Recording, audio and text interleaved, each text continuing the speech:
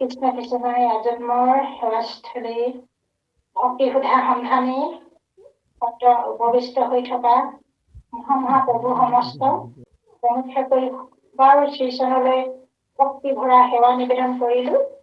আজি এই সন্ধিয়া শ্ৰী শ্ৰী মাধৱদেৱৰ বিৰচিত নাম ঘোষা শাস্ত্ৰভাগী পাঠ কৰিবলৈ আমাকে আজ্ঞা কৰিছে। আমি ইমান যোগ্যজন নহওঁ, তথাপিতো আপোনাৰ ভকত বৈষ্ণৱৰ আজ্ঞা শিৰোগত কৰি আমি পাঠভাগ কৰিবৰ কাৰণে আগবাঢ়িছো। এইখিনি কৰিবলৈ যোৱা প্ৰাক মুহূৰ্তত আপোনাসৱৰ সবাৰ শ্ৰীচৰণলৈ এভাগী সেৱা নিবেদন কৰিছো। কৃষ্ণ কৃষ্ণ আমি আগবাঢ়িছো।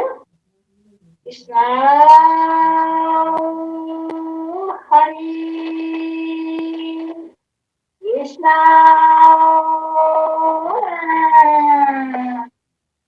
কৃষ্ণ শংকৰ গুৰু হৰি ৰাম ৰাম। কৃষ্ণ আমাৰ বিশ্লেষক প্ৰভু জনা আপোনাৰ শ্ৰীচৰণত সেৱা জনালো প্ৰভু। কৃষ্ণ কৃষ্ণ আপোনাৰ চৰণলৈ সেৱা জনাইছো। কৃষ্ণ আৰম্ভ কৰা কাই। কৃষ্ণ কৃষ্ণ কৃষ্ণ আনন্দ সমুদ্ৰ শৰীৰ কীৰ্তনে যিটো জনে নেদে চিত্ৰ ইটো মোহমতি শৰীৰ দুৰ্লভ প্ৰসাদে ভৈল বঞ্চিত প্ৰসাদে ভৈল বঞ্চিত। কৃষ্ণ কৃষ্ণ প্ৰভু কৃষ্ণ কৃষ্ণ কৃষ্ণ কৃষ্ণ কৃষ্ণ কৃষ্ণ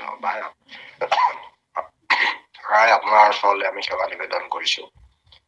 আজি আমাৰ ভক্তি সন্ধানী সত্ৰৰ প্ৰাৰ্থনা সভাত সভাপতি অলংকৃত আমাৰ ভক্তি সুধা সন্ধানী সত্ৰৰ সভাপতি সম্পাদক উপদেষ্টা আদি বিষয়ববীয়া বাপ সমস্ত আৰু আজিৰ এই আমাৰ প্ৰাৰ্থনা সভাত আহি সংযোগ স্থাপন কৰা সমস্ত বাপ বান্ধৱ ভাই মাতৃচৰণলৈ আমি সেৱা নিবেদন কৰিছো। আমাৰ এগৰাকীয়ে পাঠ কৰিছে, সোণোৱাল এগৰাকী, তেখেতৰ চৰণলৈ সেৱা জনাইছো। এয়া এগৰাকীয়ে পাঠ কৰিছে।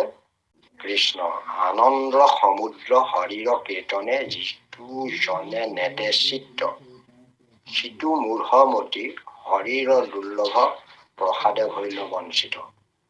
এয়াও আমাক এক নিন্দাসূচক বাক্যই মহাপুৰুষ মাধৱদেৱে কৈছে যে হৰি কীৰ্তন য'ত হৈ থাকে সেইখন আনন্দ সমুদ্ৰ হৈ থাকে। তাত সেইখন আনন্দ সমুদ্ৰৰ লগত তুলনা কৰিছা। হৰি কীৰ্তন হল আনন্দ সমুদ্ৰ স্বৰূপ।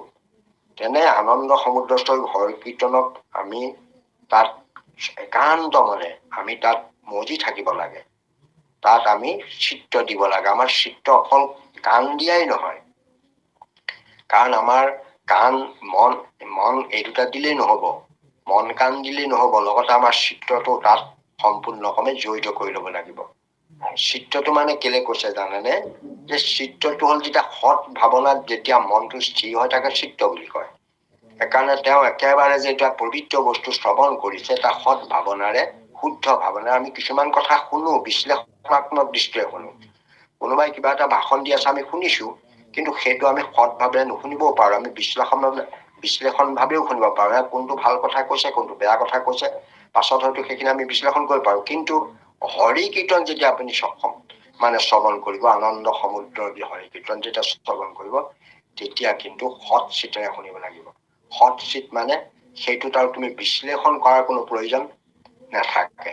তাত এইটো ভাল কৈছে নে বেয়া কৈছে নে হব নে নহব এনেকুৱা সংশয় মনা হিচাপে তাত কাম কৰিবলৈ নালাগিব। তেতিয়া তাত বুদ্ধিও স্থিৰ, মনো স্থিৰ আৰু চিত্ত সৎ, এনেকুৱা অৱস্থা আমাক আনি লবলৈ কৈছে যে আনন্দ সমুদ্ৰ শৰীৰ কীৰ্তন যিটো জনে নেদে চিত্ত সিটো মূঢ়মতি শৰীৰৰ দুৰ্লভ প্ৰসাদে ভৈল বঞ্চিত। শৰীৰ দুৰ্লভ প্ৰসাদ মানে শৰীৰ কৃপা পোৱাটো সঁচাকৈ দুৰ্লভ। আমি ইমান সহজে শৰীৰ কৃপা পাব নোৱাৰে, শৰীৰ কৃপা সকলোৱে পোৱাও নাই। আমি ঈশ্বৰৰ নাম লৈছো, কিন্তু হৰিয়ে যেতিয়া কৃপা কৰিব তেতিয়া আপোনাৰ আৰু একো দুৰ্লভেই নাথাকিব। সেইখন কৃপা ভগৱন্তৰ পাবলৈ হলে আপুনি তেনেকুৱা ভকতো হ'ব লাগিব, আপোনাৰ ত্যাগো থাকিব লাগিব। সেইদৰে ভকতি ৰাজ্যত আপুনি প্ৰৱেশো কৰিব লাগিব, তেহে ভগৱন্তৰ কৃপা লাভ কৰিবলৈ সক্ষম হ'ব। আমি যদি ভকতি কৰিছো, মই সিদিনাখন কোৱাৰ দৰে যে আমি যদি সেই মানুহজনে ঈশ্বৰৰ নাম লৈ আহিছে, ডবাটোক খেদা মাৰিবলৈ যদি প্ৰকাণ্ড শিলটোৰ ওপৰত আশ্ৰয় লৈছে, বিশ্বাস লৈছে, তেতিয়াহ'লে তেওঁ তাত যিটো শুদ্ধ চিত্তটো তেওঁ তাত জড়িত হোৱা নাই। ঈশ্বৰৰ নামত নামটো লৈছে এটা মন বা হেৰিটো দি, কিন্তু তেওঁৰ চিত্ৰটো তাত সদ্ভাৱত জড়িত হৈ থকা নাই। সেইকাৰণে তেওঁ সেই সাধাৰণ লোহাডালৰ ওপৰত বা শিলটোৰ ওপৰত বা অন্য বস্তুৰ ওপৰত বিশ্বাস কৰিছে, ঈশ্বৰৰ ওপৰত বিশ্বাসটো তেওঁ সিমান নাই। সেইকাৰণে ঈশ্বৰৰ ওপৰত যেতিয়া দৃঢ় বিশ্বাস কৰি আপুনি ল'ব, তেতিয়া ঈশ্বৰৰ নামত যদি দৃঢ় বিশ্বাস হ'ব, তেতিয়া আপোনাৰ চিত্তটো তালৈ নিৰন্তৰভাৱে গৈ থাকিব, চিত্তটো তাতে থাকিব। সিটো মূঢ়মতি শৰীৰৰ দুৰ্লভ প্ৰসাদে ভল্য বঞ্চিত। তেওঁ শৰীৰ প্ৰকৃত কৃপা পোৱাৰ পৰা বঞ্চিত হ'ব। গতিকে আমি তেনেকুৱা বঞ্চিত হ'বলৈ চেষ্টা কৰিব নালাগে। কাৰণ আমাৰ ভগৱন্ত হৈছে আমাৰ হৃদয়ৰ বস্তু, হৃদয়ত আছে, আমাক আনন্দ দিছে। আমি জ্ঞানৰ মাত্ৰ, তেওঁলোক জ্ঞানৰ মাত্ৰ উপনীত নিৰঞ্জনকাই আমাক কৈছে, সমস্ত জীৱৰ বুদ্ধি সাক্ষী কেৱলে আনন্দ অনুভৱ স্বৰূপ সুখৰ সাগৰ দেৱ ঈশ্বৰ। ঈশ্বৰ হৃদয়ত আছে, কেৱলে আনন্দ অনুভৱ। তেওঁ যে আছে সেইটো আমাৰ অনুভৱৰ বস্তু। আপুনি কোনোবা ঈশ্বৰক দেখুৱাই দিয়ে বুলি ক'লে কোনেও দেখুৱাই দিব নোৱাৰে। হৃদয়ত আমাৰ ঈশ্বৰ আছে, সেই কথাটো আমি অনুভৱে কৰিব পাৰো। উশাহ লোৱাটো যেনেকে আমি অনুভৱে কৰিব পাৰো, আমাৰ যে আমি ভিতৰলৈ অক্সিজেন সোমাইছে, আমাৰ এঙাৰ গেছ এৰি দিছে, সেইটো আমি অনুভৱে কৰিব পাৰো। ফুলৰ গুণ এটা আমি পাইছো, গুণ এটা আহিছে, গুণটো আপুনি দেখুৱাই দিব নোৱাৰে, গুণটো আপুনি অনুভৱে কৰিব পাৰে। এনেকুৱা পৃথিৱীত এনেকুৱা বহুত বস্তু আছে যিবিলাক আপুনি অনুভৱহে কৰিব পাৰে, কেৱল আনন্দ অনুভৱ। অনুভৱে আপুনি কৰিব পাৰে যে সেই বস্তুটোৰ উপস্থিতিটো আপুনি তাক দেখুৱাই দিব কোনেও নোৱাৰে। ঈশ্বৰো ঠিক তেনেকুৱা এটা সত্তা, যিটোক আপুনি অনুভৱে কৰিব পাৰে, তাক আপুনি আনক দেখুৱাই দিব নোৱাৰে। গতিকে তেওঁ আনন্দ আনন্দৰ অনুভৱ আমাৰ হৃদয়ত সদায় হৈ আছে, যে ঈশ্বৰ আছে কাৰণেই আমাৰ মনটো আনন্দত মজি আছে। আৰু হৰি কীৰ্তন য'ত হৈ থাকে তাততো সোণত সুৱগা চৰা হৈ যায়। এনেই হৰি আনন্দময়, তাতে যদি হৰি কীৰ্তন হয় তেতিয়াহ'লে সেইখন আনন্দ সমুদ্ৰলৈ পৰিৱৰ্তন হৈ যায়। আনন্দ সমুদ্ৰ সমুদ্ৰ শব্দটোৱে বিশাল বুজাইছে, আনন্দৰ এখন সাগৰ হৈ গ'ল, আনন্দ সাগৰ। গতিকে তাত আৰু অন্য বেজাৰৰ প্ৰশ্ন আহিব নোৱাৰে। হৰি আনন্দময়, তাতে ভগৱন্তৰ নাম গুণ আনন্দময়, দুয়োটা আনন্দ, সকলো আনন্দ সংযোগ ঘটাৰ পাছত সেইটো আনন্দ সমুদ্ৰলৈ পৰিৱৰ্তন হ'ল।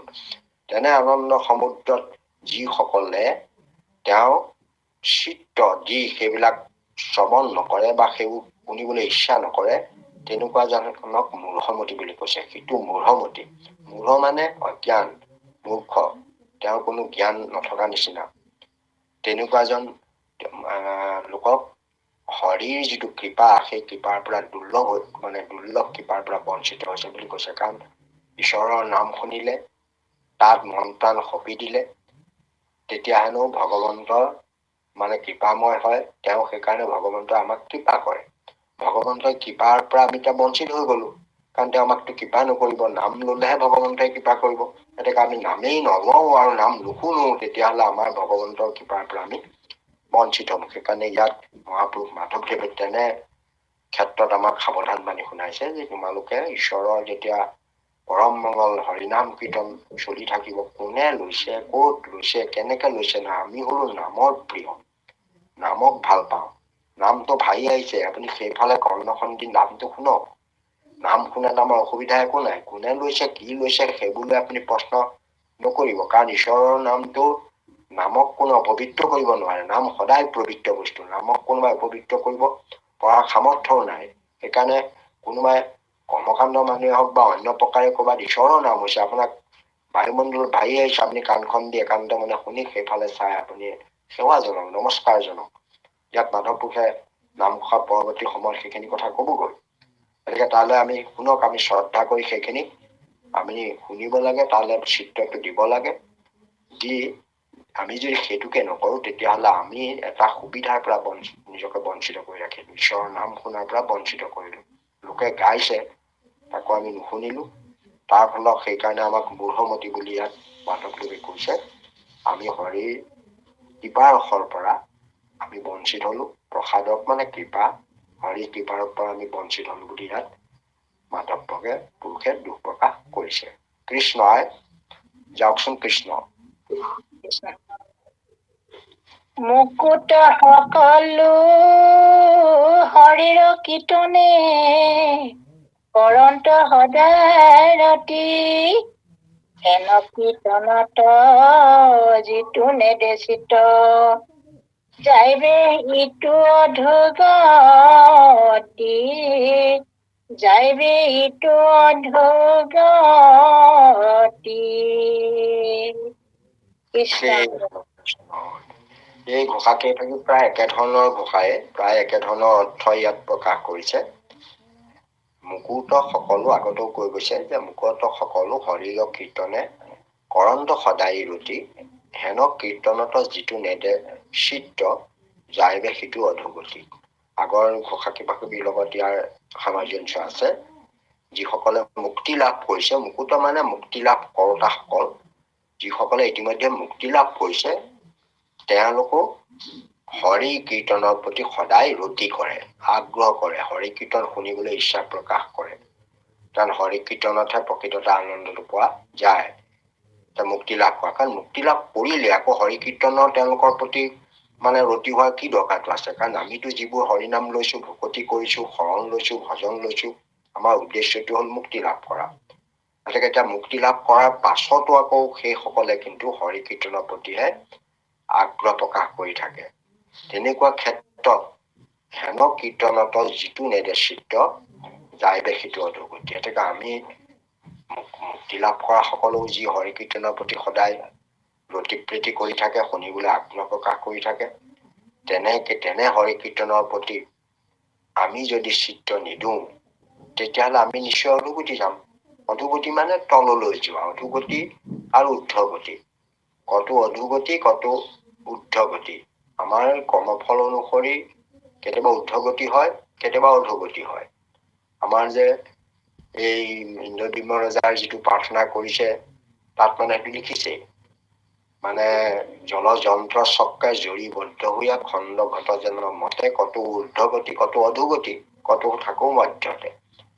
জলযন্ত্ৰ চক্ৰ নদী এই নাদৰ পৰা পানী তোলা যন্ত্ৰটোৰ দৰে কেতিয়াবা পানী তুলি ওপৰলৈ উঠি আহে ঊৰ্ধ্বগতি, কেতিয়াবা আকৌ তললৈ যায় অধোগতি।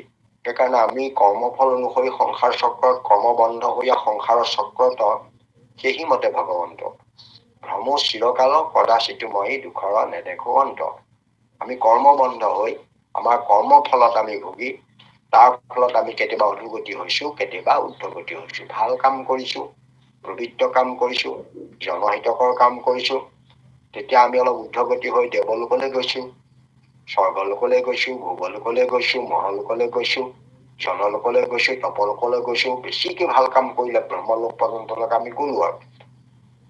কিন্তু সেইটোত আপোনালোকৰ তাৰ পৰা তাত সেইটো আকৌ গতি নহয়।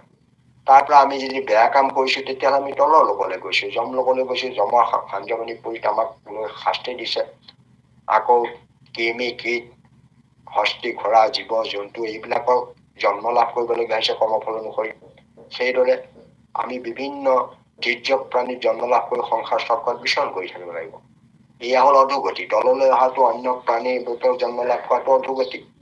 মানুহ হৈ থকাটো মধ্যত থাকক আৰু ওপৰলৈ যোৱাটো দ্ৰব্যগতি, অৰ্থাৎ দ্ৰব্য দেহ লাভ কৰিব পাৰো। 8বিধ দ্ৰব্য দেহ আছে, জ্যোতি দেহ আছে, দ্ৰব্য দেহ 8বিধ। সেই 8বিধ দ্ৰব্য দেহ লাভ কৰি আমি তেনেকুৱা লোকত বাসিন্দা হ'ব পাৰো বা থাকত ভোগ কৰিবলৈ যাব পাৰো। আৰু মনুষ্য দেহ লাভ কৰি আমি পৃথিৱীত থাকিব পাৰো, মধ্যতে থাকিব পাৰো।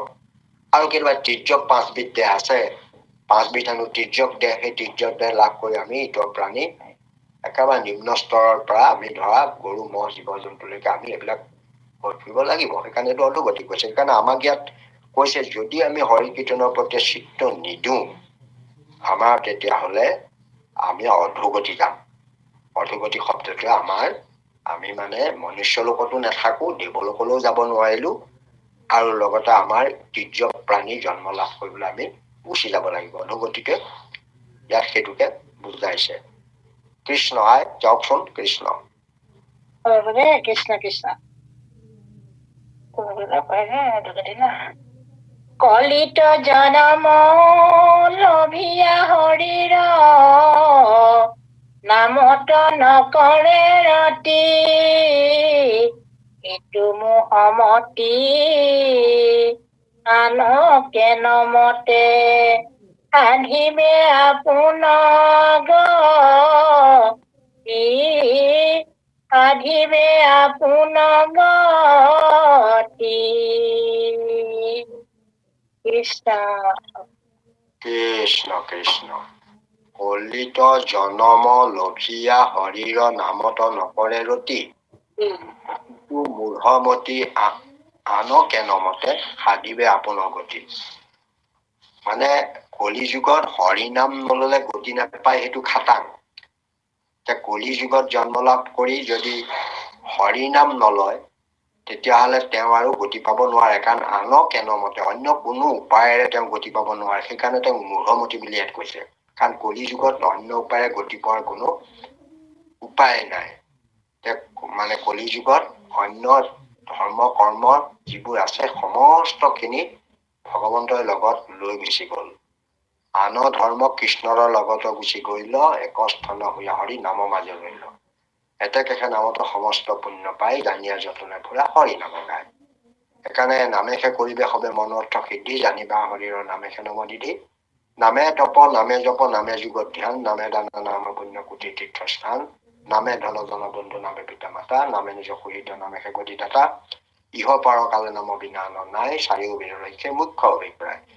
এনেকে ইয়াৰ গুৰুজনে আমাক সকলোকে উপদেশ বান্ধি এইখিনি দিছে যে কলি যুগৰ একমাত্ৰ ধৰ্ম হল হৰিনাম শ্ৰৱণ কীৰ্তন কৰা।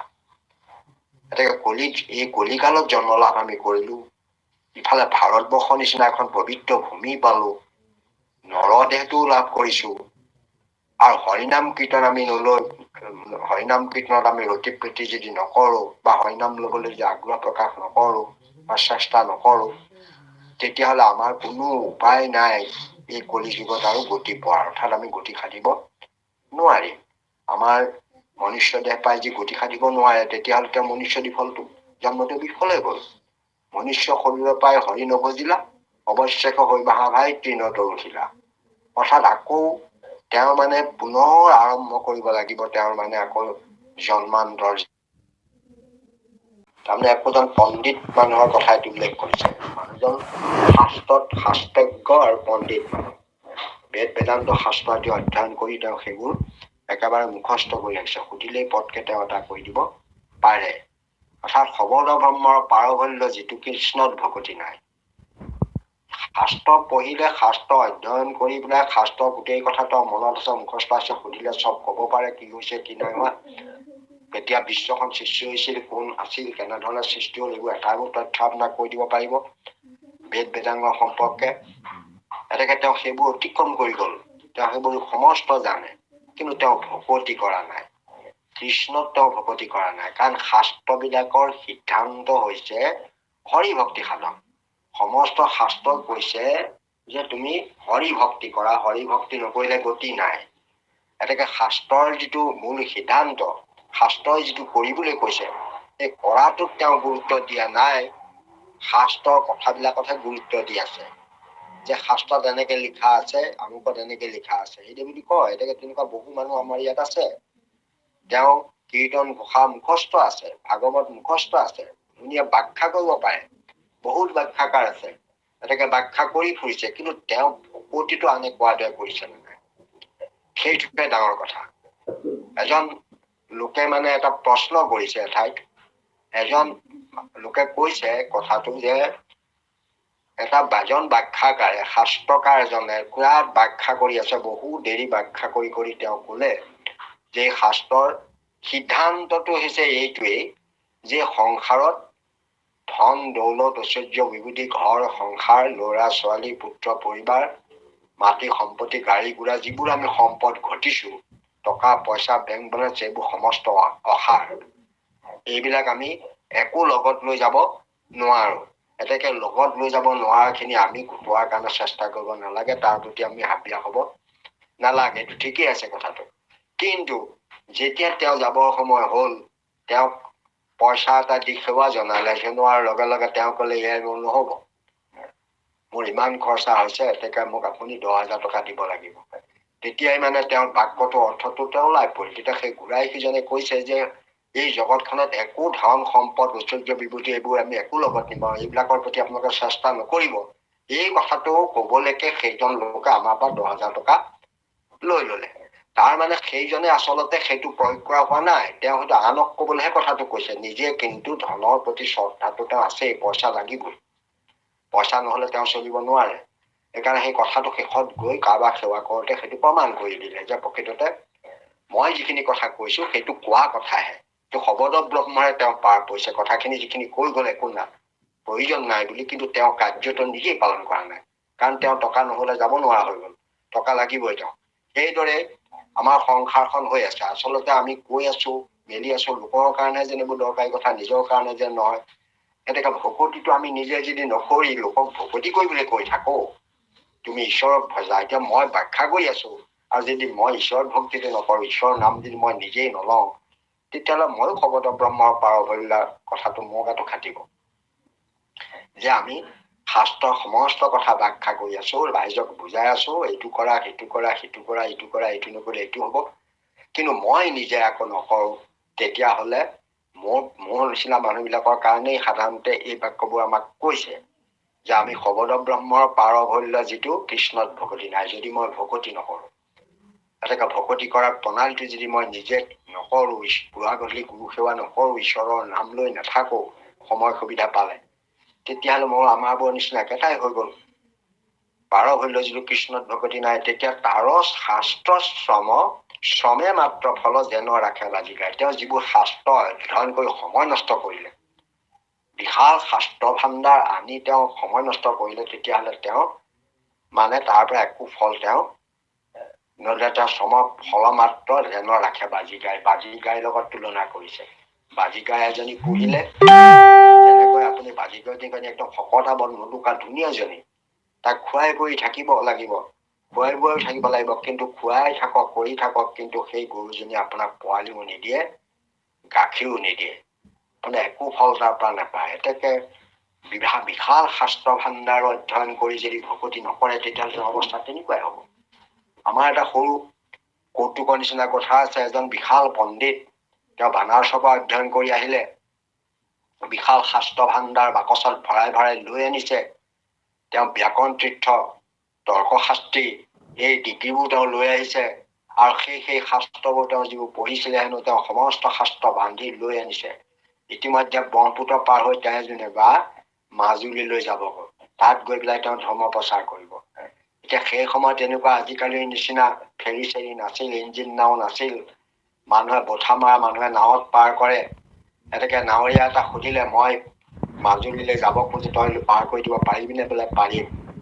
সেইদৰে বুলি তেওঁ মানে গোটেই কিতাপ পত্ৰৰ ভাণ্ডাৰ খিনি যিবোৰ তেওঁ অধ্যয়ন কৰি পণ্ডিত হৈ আহিছে, গোটেই ভাণ্ডাৰটো তেওঁ তাত নাৱত উঠাই দিলে। নাৱত উঠাই দি তেওঁ নাৱত ভালকে বহি ললে। যিটো বঠা মাৰি থকা যিজন নাৱৰীয়া, তেওঁ বঠা মাৰিবলৈ আৰম্ভ কৰিলে। তেতিয়া তেওঁ সুধিলে, হেৰা তুমি এনেকে নাও চলাই পেলাই, মই নাও চলাই খাই আছো, মোৰ ল'ৰা ছোৱালী পৰিয়াল, মই নাও চলাই মই পৰিয়াল চলাই কৰি কোনোমতে এনেকৈ খাই আছো, বাৰু তুমি কিবা এইবোৰ শাস্ত্ৰ পঢ়িছা নে নাই? কাৰণ তেওঁ শাস্ত্ৰৰ মানুহ। বোলে মই একো শাস্ত্ৰ পঢ়া নাই। একো শাস্ত্ৰ পঢ়া নাই? কি কৰিছা তোমাৰ জীৱনত? এইবোৰ শাস্ত্ৰ পঢ়া নাই? মই দেখিছানে বানাৰসৰ পৰা ব্যাকৰণ তীৰ্থ তৰ্কশাস্ত্ৰী এইবোৰ ডিগ্ৰী লৈ এই সোপা দেখিছানে? এইবোৰ চব শাস্ত্ৰ, বেদ বেদাংগ উপনিষদ আদি শাস্ত্ৰই ভৰি আছে। এই সোপা মই লৈ আহিছো, ঘৰতো পঢ়িম, মানুহকো পঢ়ুৱাম, আৰু মই এই যিবোৰ শাস্ত্ৰৰ কথাবোৰ মই ৰাইজক কম। তেতিয়া বোলে হ'ব দিয়কচোন, আপুনি বাৰু কৰিলেও হ'ব, আমাৰ আৰু এনেকেই হৈছে, নাও চলাই আছো, কোনোমতে খাই আছো। বোলে তোমাৰ জীৱনটো বৃথাই গ'ল, একো কাম নকৰিলা। এখন শাস্ত্ৰ পঢ়া নাই, ধৰ্মশাস্ত্ৰ নাজানা, একো নাজানা, এইটো কেলে জীৱনটো লৈছিলে? এইদে বুলি নাৱৰীয়াটোক বেলেগে কৈছে, হওক আৰু জীৱনটো বিঠাই যাওক, আৰু কি কৰিব, উপায়তো নাই, এতিয়া পঢ়িবও নোৱাৰো, ইমানবোৰ শাস্ত্ৰ অধ্যয়ন কৰিবও নাজানো, এনেকৈ চলি খাই আছো আৰু যেনে তেনে, এইদে বুলি তেওঁ গৈ আছে। তেনেকুৱাতে বিশাল বতাহ ধুমুহা আহিলতে নাওখন কঁপিবলৈ লাগিল। নাওখন কৰিবলৈ লাগিলতে তেতিয়া নাৱৰীয়াজনে সেই পণ্ডিতৰ ফালে চাই কৈছে, হে পণ্ডিত, আপুনি বাৰু সাঁতুৰিব জানেনে? তেতিয়া পণ্ডিতে ক'লে, নাই মই সাঁতুৰিবলৈ শিকিবলৈ নহ'ল। বোলে আপুনি তেতিয়াহ'লে আপোনাৰ জীৱনটো বৃথাই গ'ল, কামত নাহিল। এতিয়া বিৰাট মোৰ নাওখন ডুবিবলৈ লৈছে, কিন্তু মই আকৌ নাও সাঁতুৰিবলৈ জানো, মই সাঁতুৰি কিন্তু মই বাচিব পাৰিম, আপুনি কিন্তু এতিয়া বাচিব নোৱাৰিব। এতিয়া কথাটো তেনেকুৱাই হৈছে, আচলতে আমি ভক্তি কৰিলে শাস্ত্ৰ পঢ়িলেও হ'ব, নালাগে ভক্তিতে দেৱ দ্বিজ ঋষি হৈবে, নালাগে বিষ্ণুৰ শাস্ত্ৰ সমৃদ্ধ জানিবে, একো শাস্ত্ৰ জানিব নালাগে, কিন্তু ঈশ্বৰৰ নাম লবলৈ শুদ্ধভাৱে শ্ৰদ্ধা কৰি ভকতৰ সং লবলৈ যদি প্ৰয়াস কৰে, তেওঁ শাস্ত্ৰ নাজানিলেও হ'ব। শাস্ত্ৰৰ সাৰটোতো ক'লেই, হৰিগুণৰ নাম বেদৰ সাৰ, সমস্ত শাস্ত্ৰৰ সাৰ, ৰাম নাম সমস্ত শাস্ত্ৰৰ সাৰ, এই কথাবোৰ তেওঁ শুনিছেই গুৰুৰ মুখত। এতেকে সেই শাস্ত্ৰৰ সাৰ জানি সেই নাম যদি তেওঁ অনবৰতে লৈ থাকে, তেতিয়াহ'লে সংসাৰ সমুদ্ৰ তেওঁ সাঁতুৰি পাৰ হৈ যাব পাৰিব। এই সংসাৰ সমুদ্ৰ তৰণৰ কোনো অসুবিধা নাই। কিন্তু এই পণ্ডিতজনে সংসাৰ তৰণ হয়তো বাদেই, তেওঁ সাঁতুৰিবলৈ শিকা নাই, খালি শাস্ত্ৰ পঢ়িছে, জ্ঞান অৰ্জন কৰিছে, তেওঁ একেবাৰে জ্ঞানৰ ভাণ্ডাৰ বচি আছে, তাত কিন্তু তেওঁ ভকতিটো কৰিবলৈ শিকা নাই। সেইকাৰণে সেই নাৱৰীয়াজন যেনেকে বাচিলে সাঁতুৰিব পাৰি, এইজন কিন্তু মৰিবলগীয়া হ'ল। এতেকে এইটোকে ইয়াত এটা উদাহৰণ দি কৈছে যে তেওঁৰ শাস্ত্ৰৰ শ্ৰমটোক বিচাৰ একো কাম নিদিয়ে। এইটো এটা সেই শ্ৰমটোৰ ফল হ'ব কি, বাজি গাই নিচিনা হ'ব। তেনেকে এজনী বাজি গায়ে পোৱালিও নিদিয়ে, তাৰ আৰু গাখীৰ খাবলৈকো নাপায়। ঠিক তেনেকৈ আপুনি ইমান কষ্ট কৰি মাত্ৰ শাস্ত্ৰ অধ্যয়ন কৰি বিচাৰ কষ্ট কৰিলে, সময়বোৰ নষ্ট কৰি দিলে, একো লাভ নাপালে, জীৱনটো আপোনাৰ সাৰ্থক কৰিব নোৱাৰিলে। সেইকাৰণে মহাপুৰুষ মাধৱদেৱে আমাক অকল শাস্ত্ৰৰ জ্ঞান লবলৈকে কোৱা নাই, শাস্ত্ৰ মুখস্থ কৰিবলৈকে কোৱা নাই, শাস্ত্ৰৰ সাৰ হৰিনাম কীৰ্তন, শ্ৰৱণ কীৰ্তন তত্ত্বটো জানি এই হৰিনাম শ্ৰৱণ কীৰ্তন কৰিবৰ কাৰণে, সাধু সংগত বহি কৰিবৰ কাৰণে আমাক গুৰুজনাই আহ্বান জনাইছে, যাতে অকল শাস্ত্ৰ পঢ়ি মুখস্থ কৰাটো আমাৰ লক্ষ্য হ'ব নালাগে, যাতে ঈশ্বৰৰ নাম লবলৈ আমি অভ্যাস কৰো, তাৰ প্ৰতি আমি যত্নপৰ হ'ব লাগে বুলি এই ঘোষা ফাঁকি আমাক অলপ সচেতন বাক্য শুনাইছে। কৃষ্ণ কৃষ্ণ কৃষ্ণ, যাওকচোন কৃষ্ণ সাম্প্ৰদায়িক কৰে। ৰজা প্ৰজা জানিলে ভক্তি পন্থ, শংকৰৰ মত শুদ্ধ, যিটো মত লাৰি আন আশ্ৰয়, পৰম ইটো মুগুধ, পৰম ইটো মুগুধ।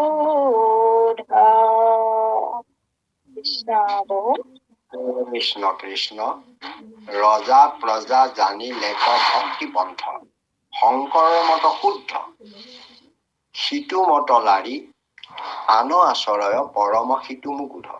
এতেকে ইয়াত শংকৰদেৱৰ ভক্তি পন্থটো যে শুদ্ধ, সেই কথা ৰজা প্ৰজা সকলোৱে জানি ঘোষণা কৰি দিলে যে শংকৰদেৱৰ মতটোহে শুদ্ধ, বাকীবোৰ শুদ্ধ নহয়।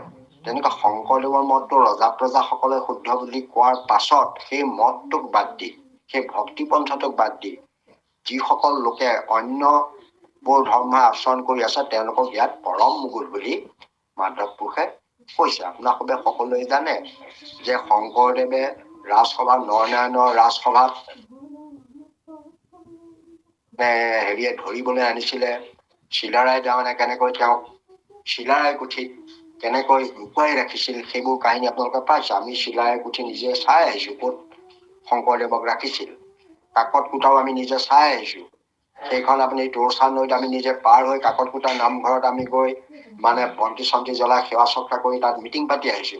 গতিকে যি কি নহওক, সেইবোৰ স্থানটো চাই সেই সম্পৰ্কে অভিজ্ঞতা ল'বৰ কাৰণে তালৈ গৈছিলো। উদ্দেশ্যটো হ'ল সেইটোৱে। এতিয়া আমি যিটো কথা আমাৰ চৈত্য পুথিত কৈছে, সেই চৈত্য পুথিত যে সত্য আমি প্ৰমাণ কৰিব পাৰিলো। এতিয়া ৰজা কোন? নৰনাৰায়ণ ৰজাই ৰাজসভাত তেওঁ শংকৰদেৱক বিচাৰ কৰিছিল। আপোনালোকে জানে যে শংকৰদেৱক ধৰাই নিছিল।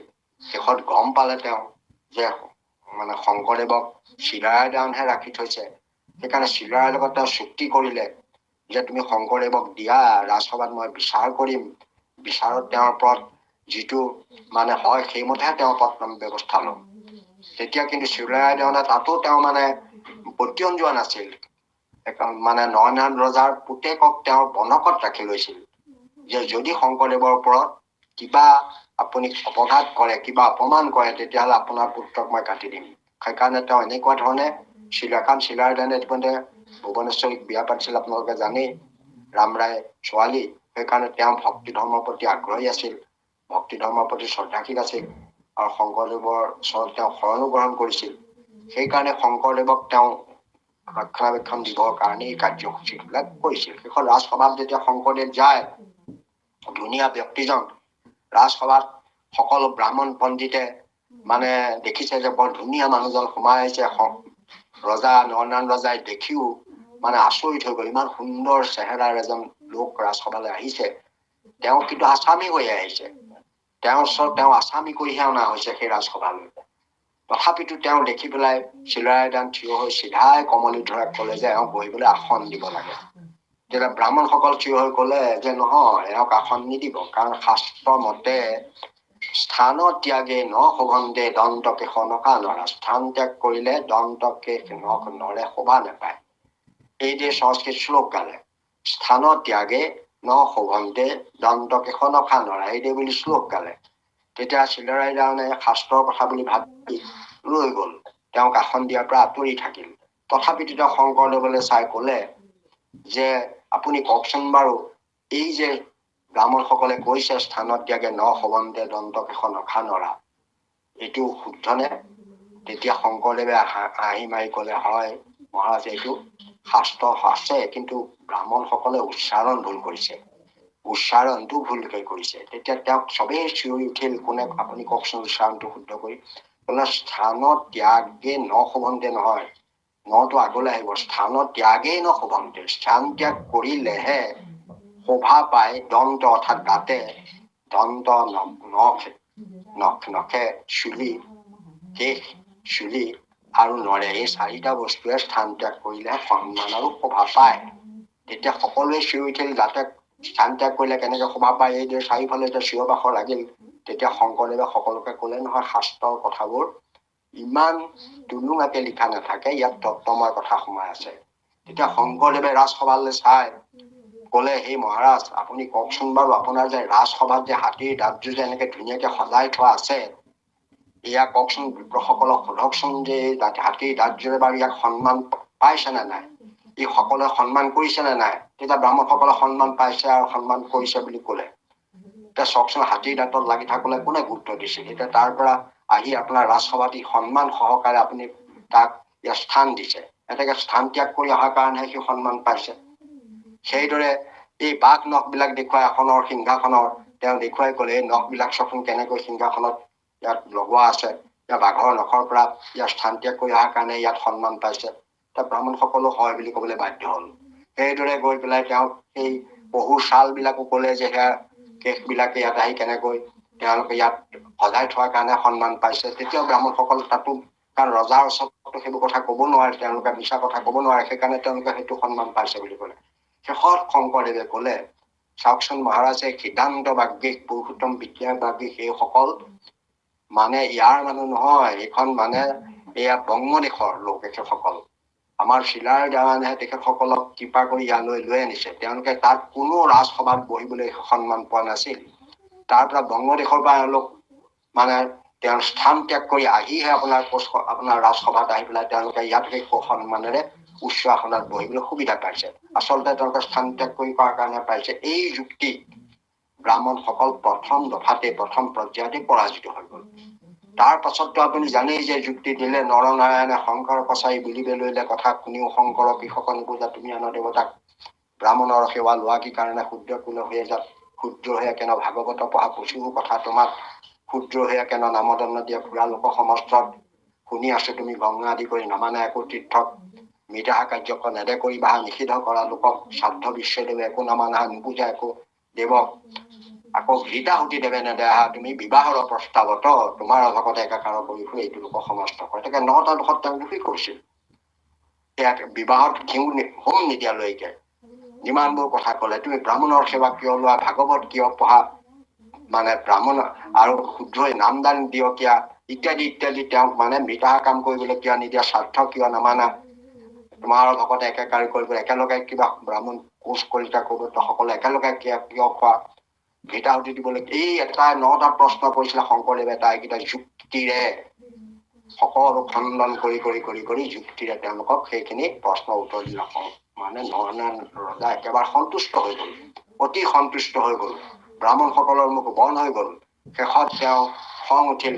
সেই যিবোৰ তেওঁলোকে কৌমুদী শাস্ত্ৰবিলাক লৈ সিদ্ধান্ত বাগদিশে অষ্টাদশ কৌমুদীক মানে অচিলন্ত হৰিষত তেওঁলোকে 18খন যি কৌমুদী ৰচনা কৰিছিল, দণ্ড প্ৰচণ্ড বিশুদ্ধ সৰ্গ দুৰ্গোৎসৱ কাল কৌমুদী দীক্ষা কৌমুদী প্ৰেত কৌমুদী আদি সম্বন্ধ আদি কৰি এই কৌমুদী শাস্ত্ৰবোৰত তেওঁ মানে চববোৰ ব্ৰাহ্মণ বিলাকৰ পৰা কঢ়াই লৈ আনিলে, আনি সেইবোৰ কাটি কুটি তোৰছা নৈত পেলাই দিলে। এনেকে তোৰছা নৈখন আমি নিজে দেখি আহিছো, সেই নদী আপুনি আমাৰ মানে আমি হেৰিত পাৰ হৈছো, তাৰ পৰা 3 কিলোমিটাৰ খোজকাঢ়ি গৈ যিটো কাকত কুটা স্থান য'ত মানে সেইবোৰ কাটি কুটি পেলাই দিছিলে, সেইটো হেনো সেই যে খুঁটিটো এৰি থৈ গল, আমি নিজেই প্ৰমাণ কৰি দেখিলো। কাকত কুটা খুঁটি সেইখিনিতে কাকত কুটা এখন প্ৰাথমিক শাখা আমাৰ সংঘৰ আছে, তাতে এটি নামঘৰ আছে, মণিকূট আছে। সেই মণিকূটত আমি চাকি বন্তি জ্বলাই আমি তাত আমি গৈ আমি আছো। আমাৰ যোগেশ লহিং বাবু তালৈ গৈছে, তেখেতে গম পাবই। সেইবোৰ জেগাত সেইবোৰ আমি প্ৰমাণ কৰি দেখি আহিছো যে সেই কাকত কুটা খুঁটি আজিও বিদ্যমান। এতিয়া শংকৰদেৱৰ যে মানে শুদ্ধ মত ভক্তি পন্থাটো শুদ্ধ, সেই কথাটো ৰজা প্ৰজা সকলোৱে গম পালে, সকলোৱে জানিলে, সিদ্ধান্ত কৰিলে যে শংকৰৰ মতটো শুদ্ধ। এতিয়া শুদ্ধ শংকৰদেৱৰ মত বুলি সকলোৱে জনাৰ পাছত সেই মতটো এৰি, সেই মতটো বাদ দি, সেই মতটো আঁতৰাই থৈ আমি আনৰ আশ্ৰয়ত যিবিলাক মানুহে অন্য ধৰ্ম আচৰণ কৰিছে তেওঁলোকক কৈছে। ইয়াত মহামুখ্য কৈছে মানে পৰম সিটো মুগ্ধ, মহামুখ্য মানে পৰম মুগ্ধ। মুখ্যটো সাধাৰণ মুখ্য নহয়, পৰম মুখ্য বুলি কৈছে যে সেইসকল কোনো তেওঁলোকৰ জ্ঞানেই নাই, তেওঁলোক মহামুখ্য সদৃশ। তেনেকে এইদৰে এটা নিন্দাসূচক বাক্য মহাপুৰুষে কৈ যিসকলে শংকৰদেৱৰ ভক্তি পন্থটোত মানে অৱহেলা কৰি অন্য ধৰ্ম গ্ৰহণ কৰি আছে, তেওঁলোকৰ প্ৰতি বাক্যষাৰ প্ৰয়োগ কৰিছে যে শংকৰদেৱৰ মতটো শুদ্ধ বুলি ৰজা প্ৰজা আদি সকলোৱে জানিব পাৰিলে। তাৰ পাছত শংকৰদেৱৰ মতটো নলৈ অন্য মত আচৰণ কৰা সকলক পৰম মুখ্য বুলি ইয়াত মানে মহাপুৰুষ মাধৱদেৱে ঘোষণা কৰিছে। কৃষ্ণ কৃষ্ণ কৃষ্ণ কৃষ্ণ।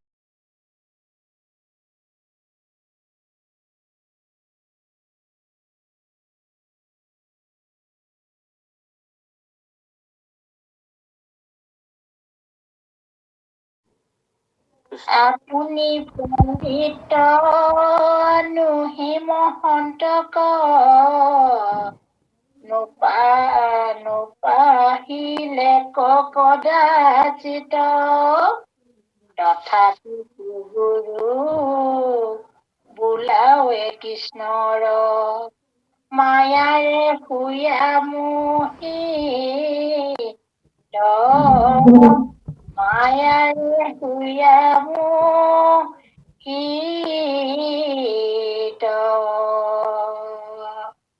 কৃষ্ণ কৃষ্ণ কৃষ্ণ হায় কৃষ্ণ কৃষ্ণ। আপুনি পণ্ডিত নুহি মহন্তক নোপাহিলে কদাচিত, তথাপিতো গুৰু বোলাৱে কৃষ্ণৰ মায়াৰে শুয়া মোহিত। ইয়াত এক শ্ৰেণীৰ লোকৰ কথা কৈছে যে তেওঁলোকে নিজে পণ্ডিতো নহয়, মহন্তও নহয়, ঈশ্বৰকো উপাসনা নকৰে, তথাপিতো নিজকে গুৰু বোলাই বোলাৱে কৃষ্ণ ভক্তি তেওঁলোকে প্ৰচাৰক বুলি গুৰু বোলাই সংসাৰত ঘূৰি ফুৰে। তেওঁলোক মায়াত মোহিত হৈ এই কামবিলাক কৰি আছে। সেইকাৰণে এক শ্ৰেণীৰ মানুহৰ প্ৰতি এইটো এটা তাচ্ছিল্যসূচক বাক্য, নিন্দাসূচক বাক্য মাধৱ পুৰুষে কৈছে। কাৰণ শাস্ত্ৰৰ সিদ্ধান্ত অনুসৰি আমি এটা পাইছো, আমাৰ মানে গুৰুজনাই লিখিছে বা আমি ৰত্নাৱলী পাইছো, অন্যান্য শাস্ত্ৰটো পাইছো যে শাস্ত্ৰ এজন গুৰু হবৰ কাৰণে কি কি গুণ লাগিব, সেইটো কথা সকলোৱে আপোনাৰ উপলব্ধি কৰে যে জানন্ত শাস্ত্ৰৰ তত্ত্ব কৃষ্ণৰ ভকত, সেইজন উপদেশত দি বাকসকল। কৃষ্ণৰ ভকত যদি নহয় পণ্ডিত, শিষ্যৰ সংশয় সিটো নাপাৰে খণ্ডিত। শাস্ত্ৰত পণ্ডিত যদি নহয় ভকত, তাৰ উপদেশে বোধ নোপোজে লোকত। গতিকে এয়া হৈছে গুৰু সম্পৰ্কে দিয়া এটা আপোনাৰ মানে যোগ্যতা সম্পৰ্কে দিয়া এটা তথ্য যে এজন মানুহ গুৰু হবলৈ হলে জানন্দ শাস্ত্ৰৰ তত্ত্ব কৃষ্ণৰ ভকত, সেই গুৰু উপদেশত দিবে শকত। চমুকে কবলৈ গলে যে জানন্দ শাস্ত্ৰৰ তত্ত্ব তেওঁ জানিব লাগিব আৰু কৃষ্ণৰ ভকতো হব লাগিব, তেতিয়াহে তেওঁ গুৰু হোৱাৰ যোগ্যতা অৰ্জন কৰে। যদি শাস্ত্ৰ জানে, আগতে কৈ থোৱাৰ দৰে গোটেই শাস্ত্ৰবোৰ মঠি মুখস্থ কৰি পঢ়ি শেষ কৰি থৈছে, যে সমস্ত শবদ ব্ৰহ্মৰ পাৰবল্য যিটো কৃষ্ণত ভকতি নাই। এনেকে শাস্ত্ৰ সমস্ত জানে পণ্ডিত তেওঁ, কিন্তু ভকতি নকৰে, সেইজনো গুৰু হব নোৱাৰে। এজন আকৌ শাস্ত্ৰ জ্ঞান একো নাই, তেওঁ কিন্তু ভকতি কৰিব পাৰে। অৰ্থাৎ ভকতিটো তেওঁ ভাল ঈশ্বৰৰ পৰম মংগল নাম গুণ তেওঁ গাই থাকে, তেওঁ ভকত হৈছে। ভকতি কৰাত তেওঁ কোনো অসুবিধা নাই। তেওঁ ভক্তিটো বা তেওঁ যিটো ফল পাব লাগে ভকতিৰ ফল, সেইটো তেওঁ নিশ্চয় লাভ কৰিব। কিন্তু গুৰু হবৰ কাৰণে সমাজত নেতৃত্ব দিবলৈ হলে, এখন সমাজক আগবঢ়াই লৈ যাবলৈ হলে অকল ভকত হলে নহব। শাস্ত্ৰৰ তত্ত্ব জানিব লাগিব, পণ্ডিতো হব লাগিব, তেহে তেওঁ মানে গুৰু হোৱাৰ যোগ্যতা লাগিব। ইয়াত তেওঁ সেইটো ইয়াতে কৈছে যে তেওঁ আপোনো পণ্ডিত নুহি মহন্তক। তেওঁ পণ্ডিতো নহয়, মহন্তও নহয়। মহন্ত ইয়াত ভকতক কৈছে, মানে যিসকলে সদায় ভগৱন্তৰ ভক্তিত মজি আছে, গতি প্ৰীতি কৰি আছে, সেইসকলকে মহন্ত বুলি কয়। মহন্তৰ সম্পৰ্কে 28টা গুণৰ কথা আমি আগতে কৈছোৱেই। গতিকে সেইসকল লোকৰ কথা ইয়াত কৈছে, মহন্ত শব্দতে ইয়াত ভকতৰ কথাকে কৈছে। আৰু তেওঁ নোপাখিলে কদাচিত, ঈশ্বৰকো তেওঁ কোনোদিনে সেৱা ভক্তি কৰা নাই, তথাপিতো তেওঁ এখন সমাজক নেতৃত্ব দি আগবাঢ়ি যাবলৈ চেষ্টা কৰে। কাৰণ গুৰু হোৱাৰ যোগ্যতা থাকিব লাগিব। গুৰু হবলৈ কেইবাটাও যোগ্যতা, মদ মল কাম দম্ভ দেশ অহংকাৰ এইবিলাক থাকিব নালাগিব। তেওঁ এজন একান্ত ভকত হব লাগিব ভগৱন্তৰ, আৰু লগে লগে তেওঁ সমস্ত শাস্ত্ৰৰ তত্ত্ব তেওঁ জানিব লাগিব। কাৰণ শাস্ত্ৰৰ তত্ত্ব নাজানিলে শিষ্যৰ সংশয় ছেদ কৰিব নোৱাৰে। কোনোবা এটা প্ৰশ্ন সুধি দিব, তেতিয়া তেওঁ উত্তৰ দিব নোৱাৰিব। তাহানি আপোনালোকে জানে যে সেয়া আমাৰ মানে এই হৰিদেৱ মিশ্ৰ যেতিয়া মানে ইয়াৰ শিষ্য মানে হৰিদেৱ মিশ্ৰৰ শিষ্য আছিল বহু লোক, তেওঁৰ সেইসকলৰ ভিতৰত মথুৰা দাস বুঢ়াগোহাঁই আদি সকলো আছিল। এই মথুৰা দাস বুঢ়াগোহাঁই আদি 8জন মান শিষ্যই গৈ হৰিদেৱ মিশ্ৰক এটা প্ৰশ্ন সুধিলে যে হে গুৰুদেৱ, আমাক এটা কথা কওকচোন, যে গুৰু হবৰ কাৰণে কি কেইটা গুণৰ প্ৰয়োজন, কি কেইটা যোগ্যতা লাগে। তেতিয়া হৰিদেৱ মিশ্ৰই সেই কথাকেইটা উত্তৰ দিব নোৱাৰি, কিন্তু তেওঁ মানে বৰ এজন সৎ ভাৱৰ লোক আছিল। তেওঁ কলে যে ইমান কথা মই জনা নাই, মই মাত্ৰ ভক্তি ধৰ্ম আচৰণ কৰিছো, সাধাৰণ শাস্ত্ৰ অলপ অধ্যয়ন কৰিছো, ইয়াৰ কাৰণে যিমানখিনি গুণ লাগে ময়ে সেইখিনি আয়ত্ব কৰিব পৰা নাই। এনেকে ময়ে যেতিয়া সিমানখিনি গুণৰ অধিকাৰী নহয় গুৰু হোৱাৰ, তেতিয়াহ'লে মই তোমালোকক সেইখিনি গুণৰ গুণখিনি কেনেকৈ কৈ দিম। সেইকাৰণে তোমালোকে যদি জানিব খুজিছা, তোমালোকক মই আজি মুক্ত কৰি দিছো, তোমালোকে গৈ মানে সৰ্বগুণ সম্পন্ন বিশাল গুণৰ গৰাকী সমস্ত গুৰুৰো গুৰু সেই মহাপুৰুষ মাধৱদেৱৰ ওচৰলৈ যোৱা। মহাপুৰুষ মাধৱদেৱে এই সমস্ত তোমালোকক যিটো প্ৰশ্ন কৰিছে, প্ৰশ্নকেইটা সুন্দৰ উত্তৰ দিব পাৰিব। তেতিয়া তেওঁলোক সেই গুৰুৰ পৰা মহাপুৰুষ মাধৱদেৱৰ ওচৰলৈ আহি তাইকেইজনে সেৱা জনালে আৰু কলে যে আমাক এই জ্ঞানটো দিওঁ, আপোনাৰ গুৰু হিচাপে ল'ব খুজিছো, আমাক জ্ঞান দিয়ক। এতিয়া মাধৱদেৱে পৰীক্ষা কৰিবৰ কাৰণে তেওঁলোকক কলে যে তোমালোকৰ পূৰ্বৰ গুৰুৰ নামটো লিখি ভৰিৰে মোহাৰি দিয়া। তেতিয়া সকলোৱে মোহাৰি দিলে, গুৰু মানে মাধৱদেৱক গুৰু হিচাপে ল'বলৈ আশা কৰি আগৰ পূৰ্বৰ গুৰু হৰিদেৱ মিশ্ৰৰ নামটো লিখি ভৰিৰে মোহাৰি দিলে। কিন্তু এই মথুৰা দাস বুঢ়াগোহাঁই আপত্তি কৰিলে যে সেই গুৰুজন মই লাগিলে আপুনি মোক মানে শিষ্য কৰি নলওকে লাগিলে, তথাপিতো মোৰ যিজন গুৰুৱে আপোনাৰ ওচৰলৈ পঠালে, অকণমানতো তেওঁ মোক এটা সৎ ৰাস্তা দেখুৱাই দিলে। যিজন গুৰুৱে আপোনাৰ ওচৰলৈ পঠাইছে সেইজন গুৰু বাৰু নামটো লিখি মই কেনেকৈ মানে ভৰিৰে মোহাৰিম, এই কামটো মই কেতিয়াও কৰিব নোৱাৰো, আপোনাক সেৱা জনাইছো, মোৰ অপৰাধ মাৰ্জন কৰক। তেতিয়া মাধৱদেৱে অকল তেওঁকহে শিষ্যত্ব প্ৰদান কৰিলে, বাকী কেইজনক নকৰিলে। পৰীক্ষাত তেওঁ ফেইল হৈ গল, কাৰণ তেওঁলোকে তাৰমানে অলপ ভাল জ্ঞান পালেই ভাল এজনৰ ওচৰলৈ আহিলে আগৰ কেইজনক ত্যাগ কৰিলে, কাৰণ সেইজনে তেওঁলোকৰ ওচৰলৈ পঠাই দিছে। সেইকাৰণে তেওঁ মানে কেতিয়াও হৰিদেৱ মিশ্ৰৰ নামটো লিখিবলৈ ইচ্ছা নকৰিলে। পাছত সেই মথুৰা দাস বুঢ়াগোহাঁইটা আপোনাৰ সবে জানে যে বৰপেটা সত্ৰৰ প্ৰতিষ্ঠাতা সত্ৰাধিকাৰ হ'ল।